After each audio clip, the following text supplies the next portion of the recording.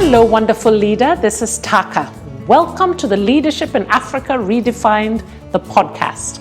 This podcast is brought to you by Busara Africa, a Pan-African leadership development firm. In every episode of this podcast, we uncover powerful insights, share real-world experiences, and deliver practical strategies to help you excel as a leader. Subscribe to the show to become the leader you have always wanted to be. Enjoy! Welcome to another episode of Leadership in Africa Redefined, the podcast. And welcome to our Nuts and Bolts episode. Today I'm joined by none other than Dr. Gillian. Hi! Welcome. So today we have a very juicy topic for you all. We're talking about leadership and artificial intelligence. So I know this is one you really don't want to miss.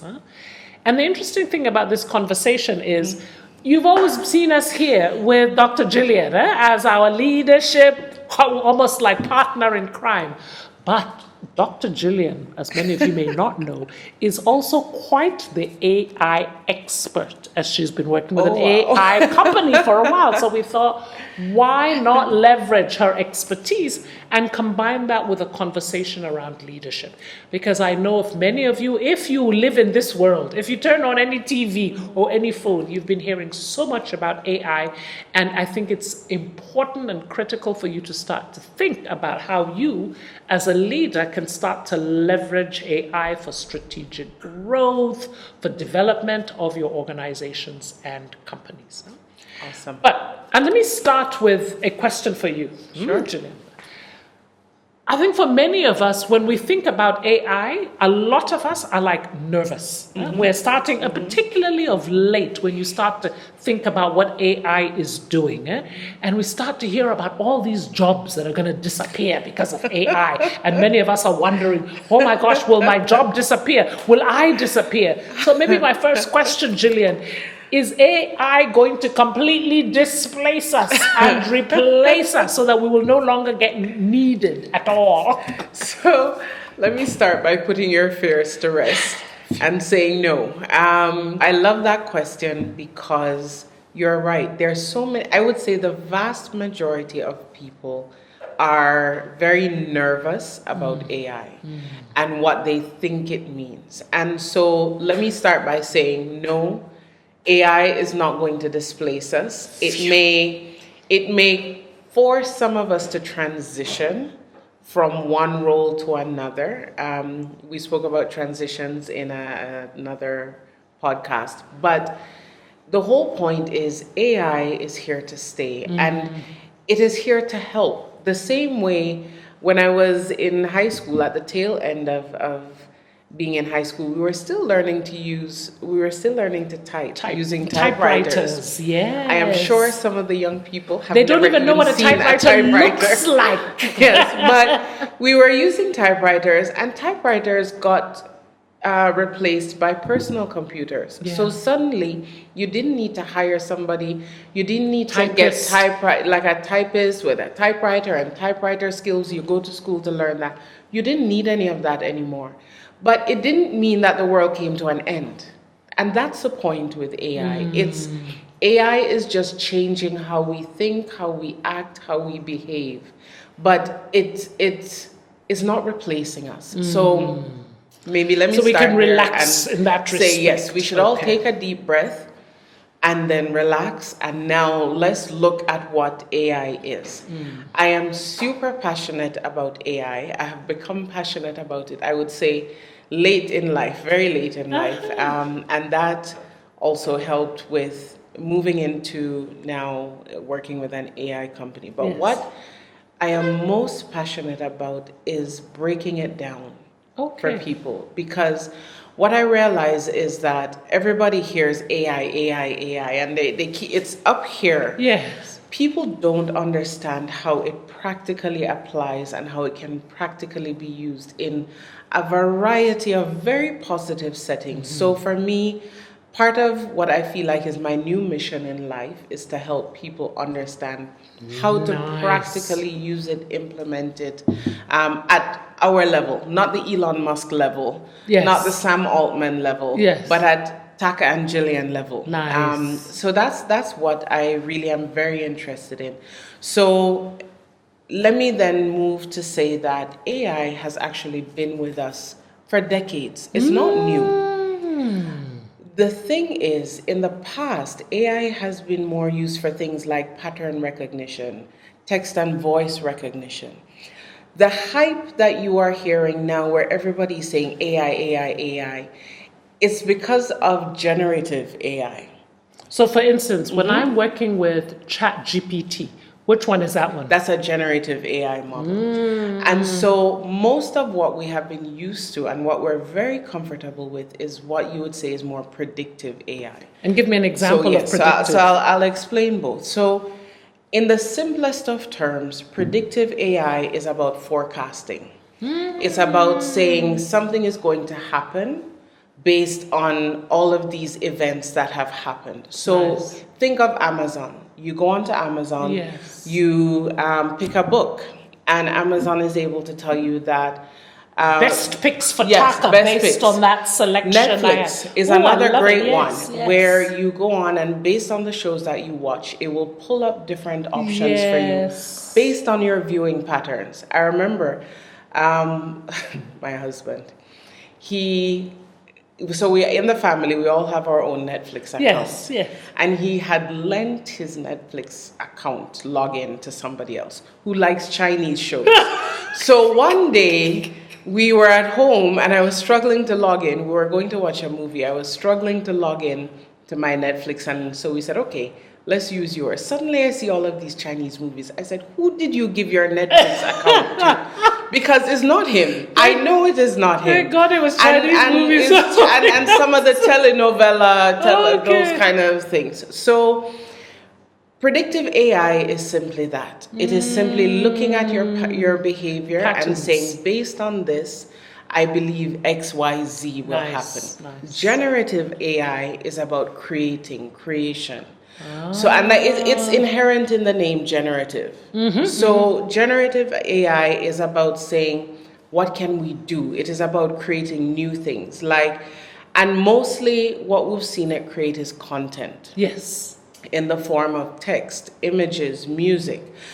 So, you will use generative AI, which is ChatGPT, is maybe the most well-known one. Yes. Yeah. You use it to write articles, letters, assignments. Yes. Some people use it to do their homework. Yes. All of those things. That's it in its Okay. simplest nature. So think Netflix versus going into ChatGPT and saying, help me to write a love poem to my boyfriend or my girlfriend. Something like that. So simple. You've got predictive is about forecasting, generative is about creating. So let's look at it like that. And maybe one other analogy that might help people as they listen. Somebody once said that predictive AI is like a weather forecaster and generative AI is like an artist. So the weather forecaster will tell you about the storm tomorrow. The artist will paint you a picture of that storm that nobody has ever seen. One, So that's one. it in its simplest That's terms, helpful. guys. That's helpful. I've skipped all the technical No, but this things, is good. This and is then good. So that's that basic it. predictive So that's the versus basis, generative. yes.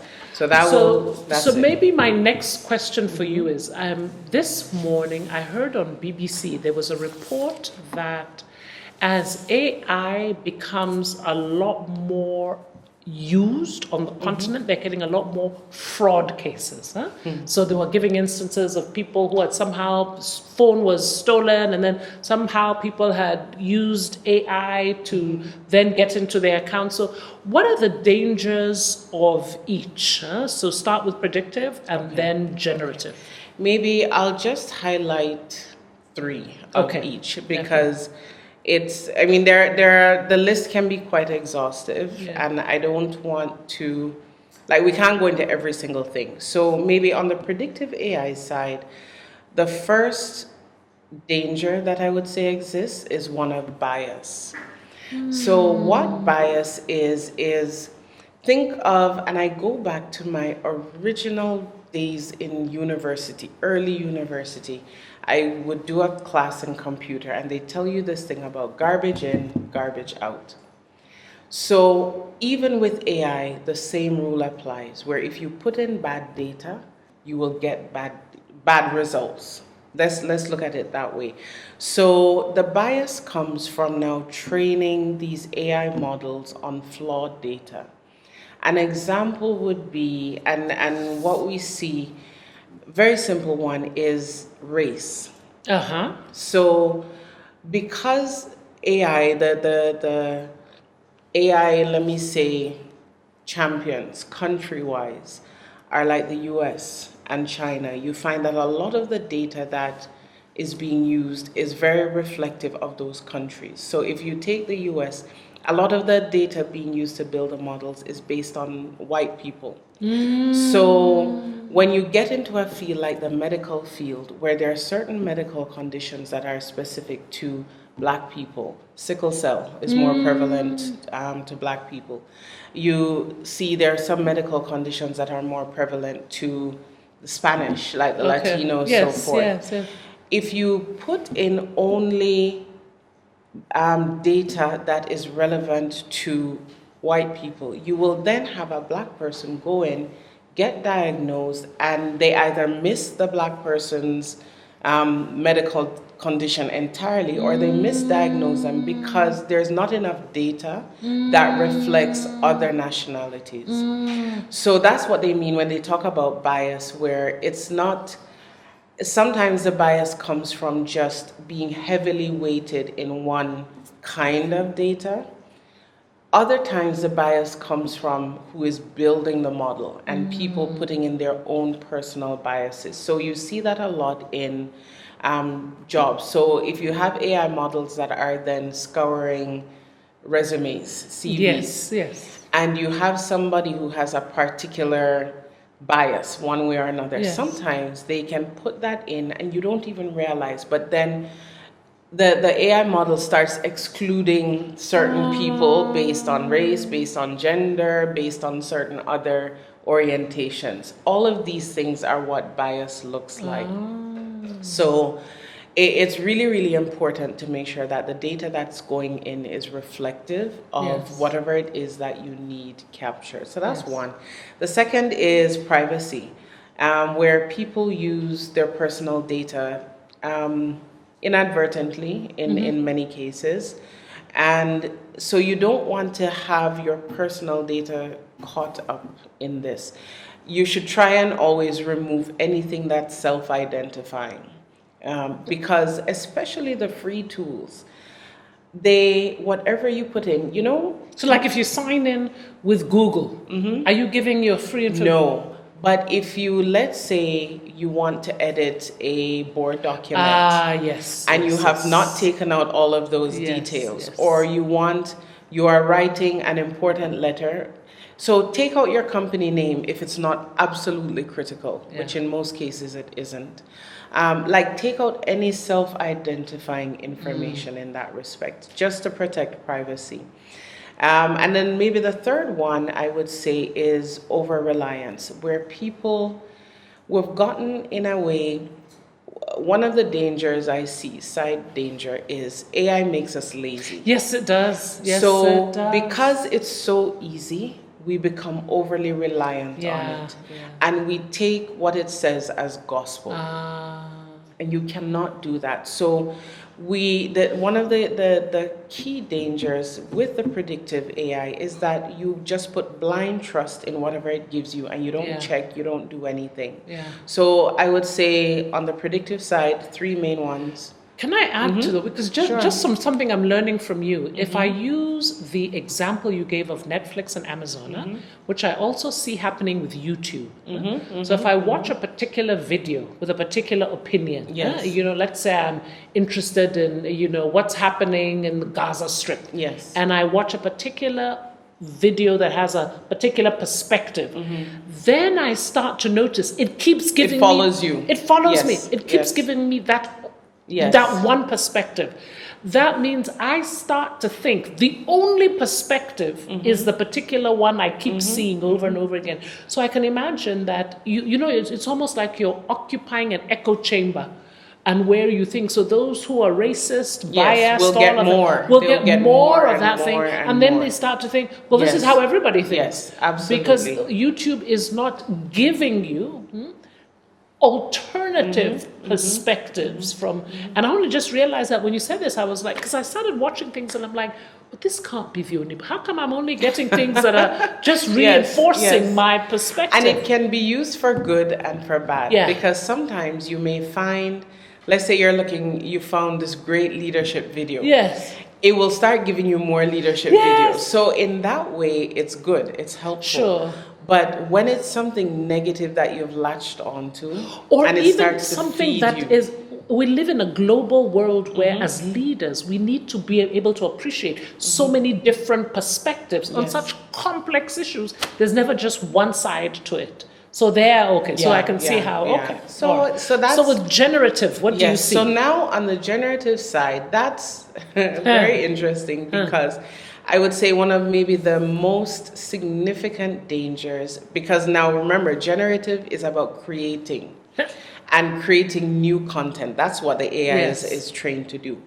But in doing that, fake content is one of the most significant dangers. And you're talking about deep fake videos, fake news. So it was last year, February, that there was a story in the news about a worker. He worked in the finance industry, and he was tricked into releasing $25 million to the fraudsters because he got a video. He was in a conference call with the chief financial officer. He assumed and believed, and everything showed that it was the chief financial officer, but it wasn't. Wow. It was a deep fake video, and because of that, he authorized $25 million. Gone. And so that is because it's generative, and it is creating. People can use it for real bad, like real harm. So we have to be careful about that. That I would say is a major thing. So you need to fact check. And the reason, and I don't want to get too technical, but just to help you understand the reason why that happens. On the predictive side, the kind of data that they use is what they call structured data, which means that it's somebody has checked it, like it's coming from, you've fed the model or the machine. Let's say you are a bank. You have fed the model maybe financial records only, but you have kind of curated it and fed it to that. On the generative side, it is scouring everything on the internet and pulling good, bad. There are no filters. Wow. So that is why you really need to fact check what you get on the generative side. So fake content is one thing. Another thing is, I would say, a danger is coming back to your earlier fear, job disruptions. And from that standpoint, it's not about, yes, there are some people who will lose their jobs. And it's no different than when programming languages switched. There are many older people who lost their jobs because the programming languages changed in computers and they couldn't keep up, and the younger guys had it. I mean, it happens. The nature, it changing happens. nature of work. Yeah. So it's a danger, yes, that it can replace certain basic roles, because you can automate things better. You can, like the role of writing. In many cases now, you can quickly write your own things. You don't need to outsource. Like even an editor's role. Yeah. Exactly. So yes, there is some level of job disruption that's a danger, but it can be managed by how people respond to it, I would say. And then maybe the third area that I would touch on is incorrect references. That one, so there's like copyright issues, because sometimes in the generative AI pulling information, it can literally pull and plagiarize information. But the other side of that is sometimes it pulls information that it presents as true and is not true. And so you see it very easily with ChatGPT as an example. Yes. And with all the various models. So for example, the other day I was writing an article and I said, okay, I gave it the prompts, everything, said, write the article and then please give me some statistics to go with it. It gave me the statistics. They were brilliant. Like, they sounded so good. Then I went back and I asked, now give me the actual references to support the statistics. It came back and said, well, all of them may not be true. So would you like me to give you another version with accurate references? And it practically ended up rewriting half the article by the time we were done. So it's really, really important that you must fact check anything that is referenceable. Yes. Fact check it, search for it, because it is so convincing, but it's not necessarily true. Okay. So I would say maybe those are kind of some the of the key potential dangers. Yeah. Okay.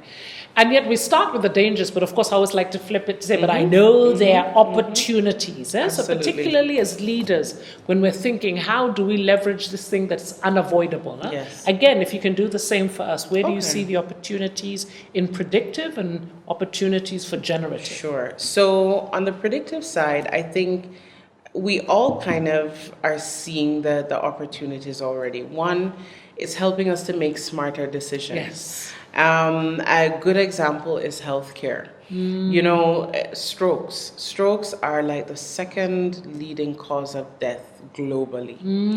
You can now have AI. Actually, AI can detect and tell you when you have a stroke. It can tell you how far advanced it is. It can tell you, so it can detect it earlier than a regular human doctor can. So you can get treatment earlier. So it really enhances some of the decisions that are there.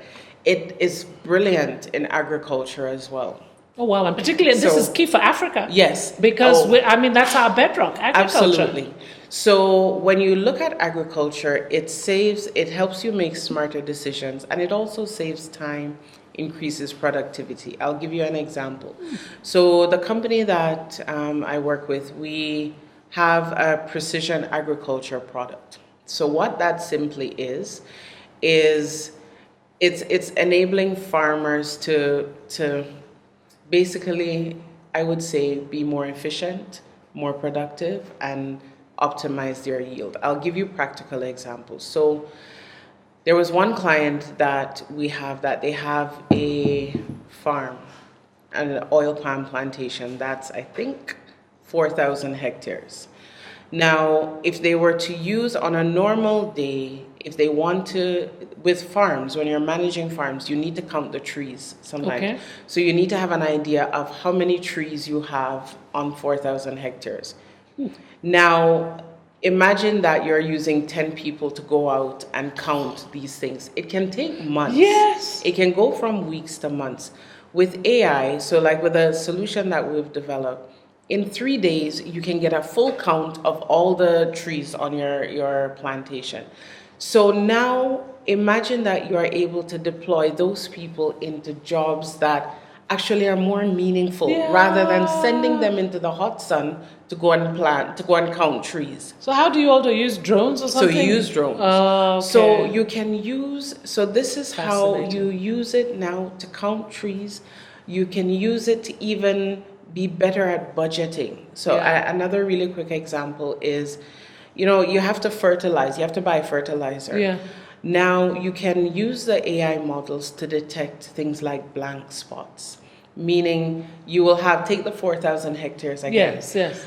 Not every hectare has trees standing up. Some may have fallen because of weather conditions. Yes. Others maybe something is wrong, and so The you tree have withered. empty spots. Yes. So again, as you're doing your tree count, you can detect where there are blank spots. So you may find that out of 4,000 hectares, maybe 3,800 has cultivated crops. yeah. And then there are 200 hectares that don't have anything. Interesting. So now you can be more precise with buying your fertilizer. Nice, You can be more precise with your watering. So that's how you can find AI is helping you to make smarter decisions, save time, and even with safety, it is increasing the ability it's increasing safety generally in many industries. So you can use it to detect fraud. You can use it to predict equipment failures. Another interesting case is utility companies. Yes. So there are utility companies that manage, think of all the light poles. Okay. Yes. All over. Yes. You can actually now build a model that will detect when the light poles begin to shift and to tip, so that you know which ones to go and straighten. I wish they would do it to know when it's not working. The light bulb is not working, so we don't have so many. In Ghana, it's a different matter. As a leader, making decisions and solving problems can sometimes feel overwhelming. Having a thinking partner to help you reflect, gain clarity, and take charge of your situation is essential for personal and professional growth. This is where coaching comes in. At Busara Africa, we offer executive coaching guided by the ethics of the International Coaching Federation. Our internationally certified coaches bring years of experience and mastery of the coaching process, empowering you to take control of your leadership journey. Contact us today at www.busara-africa.com. Are you doing too much? Feeling overwhelmed, yet still questioning if you're doing enough? Leading from within, the inner work of leadership is here to help. This monthly online program helps leaders like you build self-awareness, master emotional intelligence, and lead with confidence. With expert-led masterclasses, practical tools, and a curated resource library, you'll gain insights to lead with authenticity and impact on your schedule. So take a breath and join me on a powerful journey of inner work required to thrive and find your joy as a leader. Join now on www.busara-africa.com. And really interesting, one of the most interesting cases, and it was actually one that the company I work with did, was headstones at a cemetery. So, and this was not in Ghana, this was for a European client, but they manage, just like how you have property managers, you have managers that manage cemeteries, like vast huge acres. Yes. So they hired us and asked us to develop a model that would detect when the headstones begin to tilt. Because think again of trees in a farm, somebody walking through thousands and thousands of headstones to see if they're still standing straight. Yes, it will take days and days and days and days. So that's the power of AI. It's absolutely brilliant on the predictive side, and I'm dragging, but on the generative side, because again, remember, generative is about creation. Yes. So it is a fantastic boost to creativity. You can use it to brainstorm. Like I use it sometimes to do my own personal brainstorming session. You can use it to create custom ads, content. So it really helps even on the educational level. You can help it. I was looking at there was a video, it's called Khan Academy. Okay. They've been doing online courses forever, but they've gotten to the stage now. I was watching it on, I think it was through a TED Talk. They've gotten to the stage now where kids can go on, you can put, let's say, a mathematical question in, and it will take the student through step by step. Not only give them the answer, but it will walk them through the process. It will ask them questions to prompt their thinking.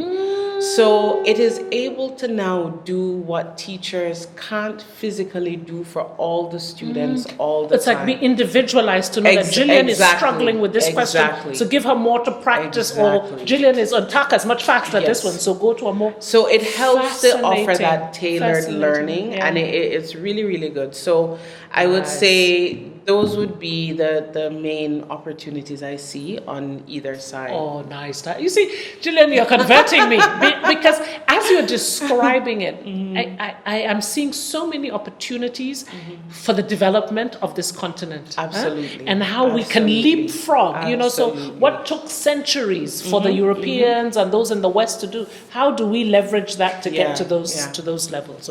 Okay, but for that to happen, we need leadership. So now we come back to leadership. But I think you've given us a solid foundation that most of us don't have around understanding. Now you see where my passion comes I'm from. seeing it. I'm seeing it. You're converting. You need to break it down. Yes. So what strategies, because I think you've made the case that we can't ignore this, and it's really, if there are yes, there are threats, but there are opportunities. So I think we have to be strategic as leaders in terms of how we manage the threats and optimize the opportunities. So what strategies should leaders therefore consider when engaging with AI? Give us a number. Maybe give me start with 3. Give me 3. All right. So the first one, it's this thing of no matter what you do in this world, first principles still apply. So you can't start off an AI, and let me summarize it using a quote from one of the directors at Google. He said, AI is not a strategy. AI is a way to deliver on the most important parts of your strategy. So let me repeat it again. Is it? Are you thinking it's almost like, is AI a tool? It is. So you get people, so the challenge that we have is because the whole concept of AI is so elusive, you have people saying, oh, AI this, AI that. But AI in and of itself is not a strategy. You use AI to solve a problem. That problem needs to be connected to your strategy. Your business goals, your organizational goals, your mission. It has to be. So step 1 is you have to align AI with your business goals.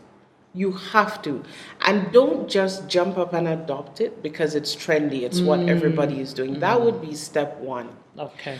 Step 2 is, I would say, we spoke about the bias. Prioritize bias to make sure that whatever it is that you are developing, you don't have unfair bias kind of creeping in and coloring the results.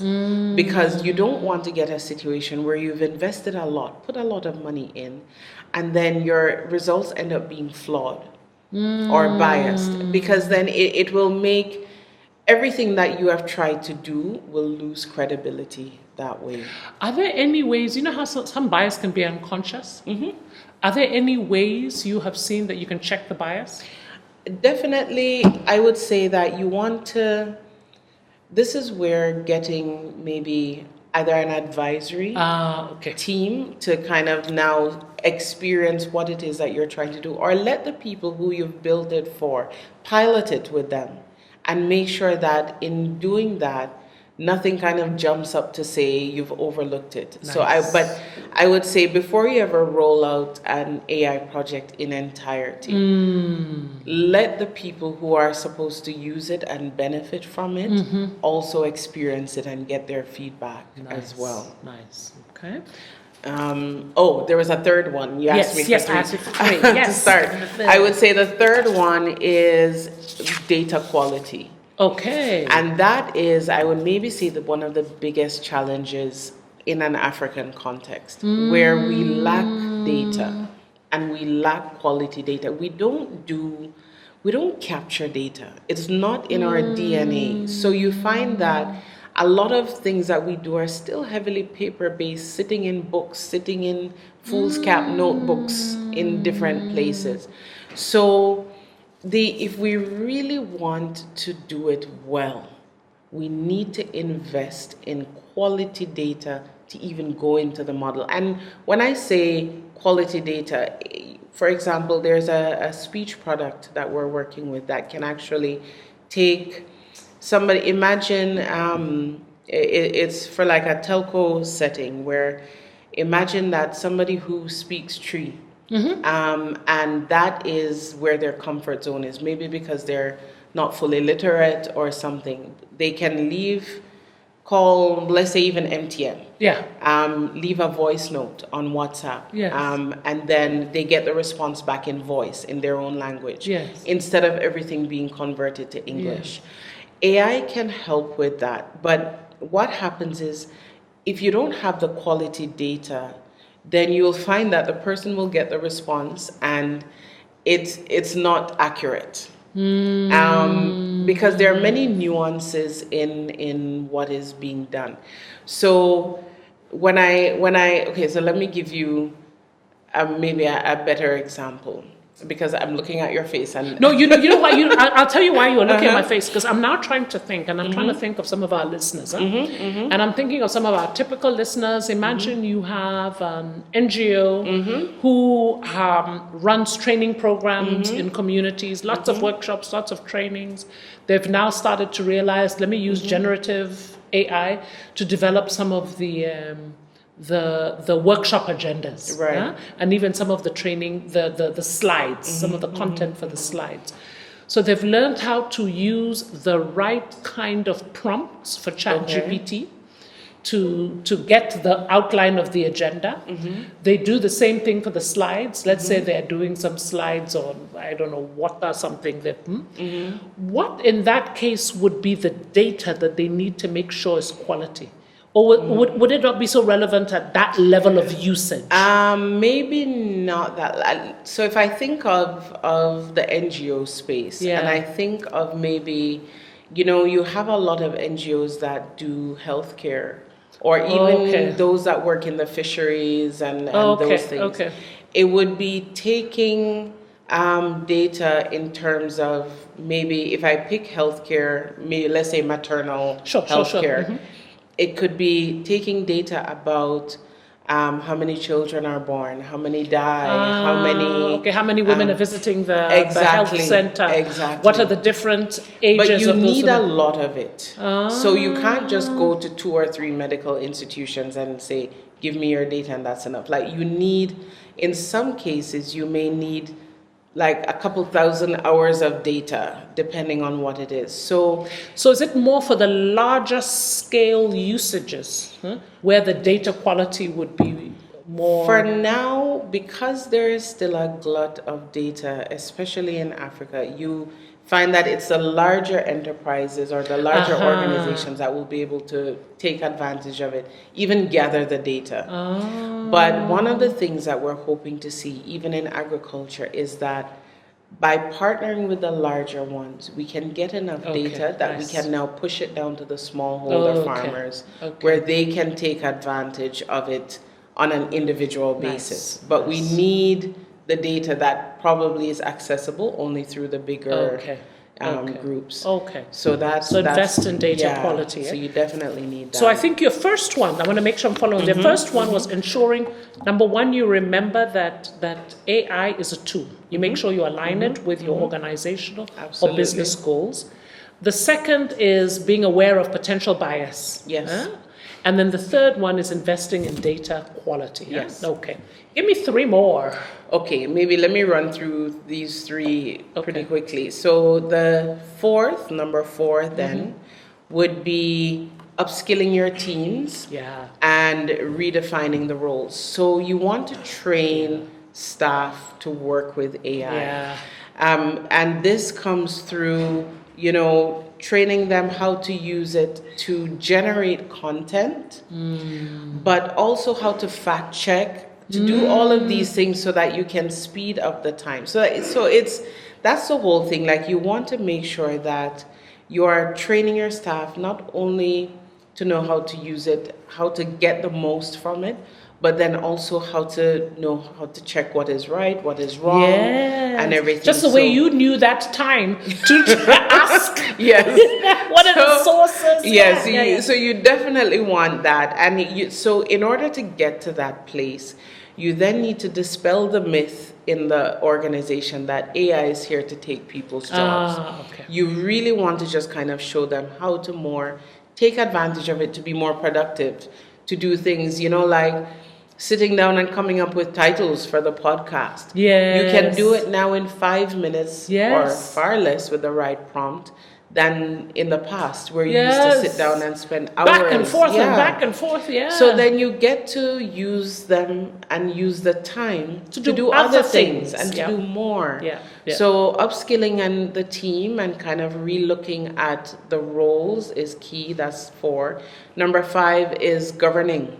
So governing or managing the risks proactively. Okay. So it's understanding the dangers, some of what I mentioned earlier, and making sure that there are policies in place to now manage some of those risks. Okay, So it's okay. really, really important to have rules about use and just general rules about it. So in an organization, some of the key rules would be don't upload company confidential information.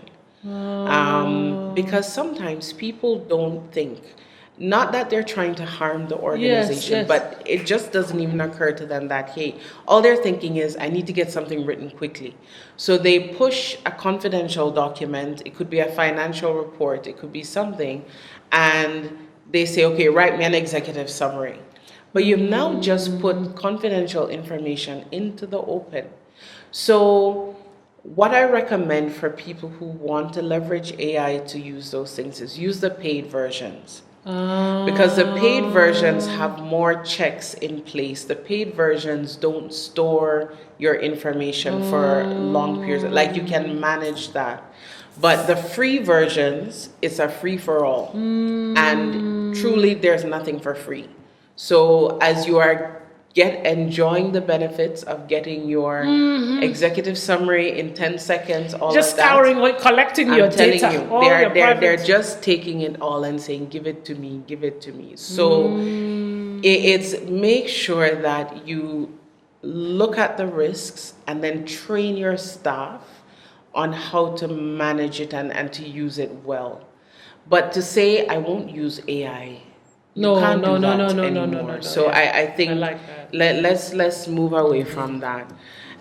Maybe number 6 is, I would say, transparency and an interesting term, explainability. Okay. So with that, there's no crime in using AI, but don't pretend that you are not using it. And especially in industries that are critical. So medicine, healthcare is a big one where they ask for explainability. So you are using AI, or you say that you're going to detect a disease, and Yes. you'll be able to tell me that I have X disease or Y disease. Show me how you develop the model to arrive at that. That's what they call explainability. And because if not, then I don't know whether, if you tell me I have cancer, do I really have cancer? Or because of the model, Exactly. it's predicting that I have Yes. cancer because of all these symptoms that you see. So it's about opening it up and letting them see how you arrived at whatever it is that the AI model is telling you. Yeah. So that's what's really key. So it's about making sure that we're transparent. There's no crime in using AI, but let's let people know how we're using it, what we're using it for, Nice. and when we're using it. Okay, so that was 4. Upskill your teams. Make sure they have the skills that I got to put that on my list. Govern the risks proactively. Yes, Make sure your team absolutely. knows what those risks are. Put policies in place. And this last one is foster transparency and Yes. explainability. Yeah. Your final ones, what would you say? Any others? Yes. So I wanted to give you 10, so let me zoom through my last 4. Yes, 7, 8, 9, 10. Yes. Go ahead. So maybe what I would say, number 7 would be secure data and privacy. It kind of touches on what I just said about using the free tools versus the paid tools. You want to make sure that you just protect any sensitive data, and you don't, if you are going to put a report in, strip out the company name, strip out any identifying details. If you are doing something that has client data in it, make sure there's nothing in there that can be used to identify a client. So you just always want to make sure that they call it anonymizing the data. Put it in an anonymous format. Don't forget that. Yeah. Because it could really come back, depending on the nature of your work and your company. You could open yourself up to significant lawsuits if you start putting data in that is breaching confidentiality or privacy. Yeah. So really, really make sure that whatever you are doing can't be traced back to a certain person or company or whatever. That's number 7. Number 8, encourage innovation, but set boundaries. So, it's don't run away from it, but just set some parameters, some guidelines around it to kind of help keep everybody in check. And one of the ways to do that is making sure that even when you're using it for creative tasks, have human beings that check as well. It's don't so and it goes back to what I was saying earlier. Don't take everything for granted. Yeah. You make sure you put the checks and balances in place, because if not, you are then putting yourself unnecessarily at risk and your company. So don't do that. Use it well. Maybe number 9, coming back to a point that you made earlier, is get expert advice, expert help. It is still a relatively new concept, industry, for the majority of us. So let us recognize that, and let us not try and be our own experts like we know everything. It's too new. There are companies that have gone ahead of us, and you actually have AI consulting companies that will come in and they will help you kind of analyze your problem, tell you how this can be done. They will do like what they call a proof of concept. So even before you go too far, they'll build like a small model so you see how it works. Yes. So do those things, like collaborate with experts instead of going it all alone. It's too new. Yeah. There are too many potential landmines or pitfalls, or in Ghana, potholes that we can fall into if we don't get expert help at this time. Nice. For me, I would err on the side of caution that way. And then the last one, which again, you remember I said first principles. Whatever you do, measure it. Measure it for impact. So if you use AI to save time, note how much time you are saving. If you are using it to optimize something, note it down. Nice. Track it so that you can see how and it also helps to just reinforce the value that you are getting from it to others. Love it. So you want to tell a story, tell it with the numbers. And you only can tell a story with numbers when you have tracked it. When you've tracked it. So that's my number 10. Nice. And folks, what we're going to do is we're going to put in the podcast notes a link to the list of the 10. Because in case you didn't catch all the 10, I think it was a lot. Great to see the 10. But it's interesting, as you went through the 10, I know what I'm going to do differently. Okay, what's that? You saw me taking notes. I know what I'm going to do. Number 1, we're going to get a paid account for ChatGPT. Because we use it a lot. So we're going to get a paid account for that. Number 2, we've talked about it a lot as a team at Busara Africa, but we're going to we'll take a course on how we can use AI a lot more in the work that we do. We've talked about it, we're going to do it. Number 3, we're going to ensure that as part of the course, we're going to really learn what the risks are. So that we manage the risks. If I have to put some policies in place, we're going to do that. We're going to make sure the team... Everyone should be having an AI policy. So we're going to have an AI policy, Even especially, I would say, if you look at the NGOs, many of them, I feel like they don't have the right risk mitigation policies in place. So I would encourage them. The corporate, it's almost, I feel like it's more part of the private sector DNA.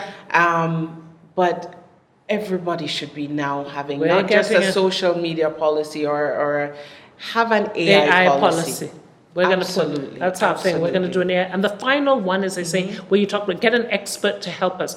Ta-da! Gillian Hammah. So we're going to be coming back to you to help us with this. No problem. This has been amazing, Gillian. Any takeaways as we close this yes, session? maybe a few. Yeah. I would say to leaders, one, approach AI with a mix of ambition and caution. Like don't be so afraid of it that you don't want to pursue it. Step into it. Like really take it for what it is, but do it cautiously because we're still at the beginning, early days, and we don't know everything. So approach with caution. Ambition and caution. Yes, that's number one. The second is remember that AI is a tool. So every tool should be paired with human judgment. It should be paired with ethical guardrails. So make sure that in what you're doing, you are not breaching any ethical guidelines. Make sure you have that in place. And then the third thing is, I would say, embrace it, because whether it's predictive or generative, both have the potential to improve lives, improve the way we work. But set guardrails, put guardrails in place, those boundaries, to just make sure that we don't harm anyone or ourselves in the process. But yeah, that's love it. AI. Oh, you've converted me. I love it. Thank you, Dr. Gillian. You are welcome. And thank you so much, our listeners, for joining us. I hope you learned as much as I did. And see you for the next episode. Bye. Ciao. Thank you for tuning in to this episode of Leadership in Africa Redefined, the podcast. I hope you learned a lot. And if you found value in this conversation, share it with a friend and be sure to subscribe so you never miss an episode. If you would like further support on your leadership journey, please get in touch. You can find us on busara-africa.com. And don't forget to follow Busara Africa on all social media platforms.